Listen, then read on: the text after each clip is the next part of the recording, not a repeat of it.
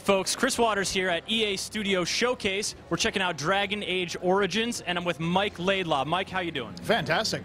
Mike, I'd love to talk to you today about putting the origins in Dragon Age Origins. How do you start off a character? How does it all begin? Well, we wanted to make sure that we expanded on the sense of the world and introduced it to you in a unique way, depending on the choices you made right from the very beginning of the game. So you make a character, pick a race, pick kind of a situation you're in. Are you a commoner? Are you a noble? Are you a mage? All of these provide you with a custom experience. So you have a good hour of gameplay to basically get your feet wet in the world of Ferelden, explore the world from your point of view. And that launches you into the game with a new perspective and actually affects how the game plays out later on.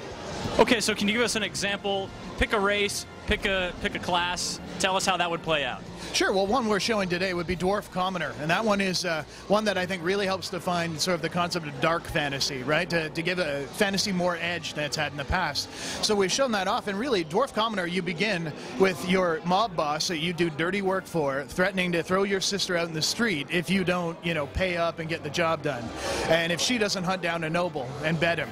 So that leaves you in kind of this like, wow, geez, that's a harsh situation. And then you find yourself kind of being his peon, but at the same time able to work around him, kind of screw him over, steal money from him, all these kinds of things. So you realize that as a dwarf in the lower caste of society, you have to do what it takes to survive. And you still find yourself kind of impelled into the game, becoming a Grey Warden, and ultimately, leading the charge against the Darkspawn and the Blight.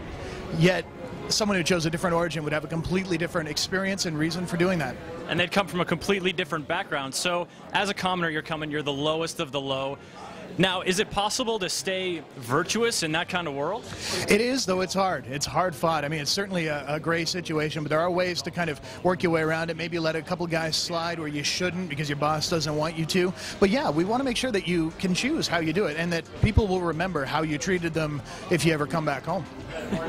Now, that's an interesting question. Now, so once you've sort of launched out and you've become a Grey Warden, give us an example of how that you might come back home, or it might tie in. You might run across somebody from your past. Well, I mean, it's in the beginning of the commoner, you're starting dust down the lowest reaches of the Dwarven city, and the dwarves are noted allies. I mean, they constantly fight the Darkspawn. They're one of the great defenders, and they're allies of the Grey Wardens. And when you become a warden, well, you need allies. You need as many as you can get. So you're going to be coming home and trying to recruit the dwarves to help get them part of your army, which completely turns the tail because when you start as a commoner, you're the bottom of the bottom, and now suddenly you're calling for soldiers.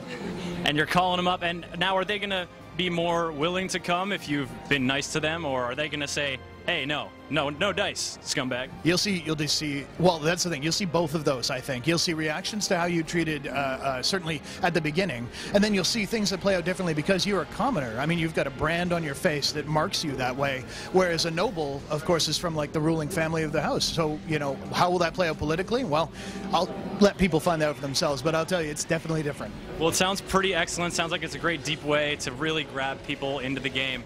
Now, can you give us a holler about when we can expect to see this game? Yeah, you'll be seeing it on the PC, the Xbox, and the PS3, all October 20th. Can't wait for it, Mike. Thanks for your time. No problem. Thanks. All right, cheers. For more on the latest here at EA Studio Showcase, keep it tuned to GameSpot.com.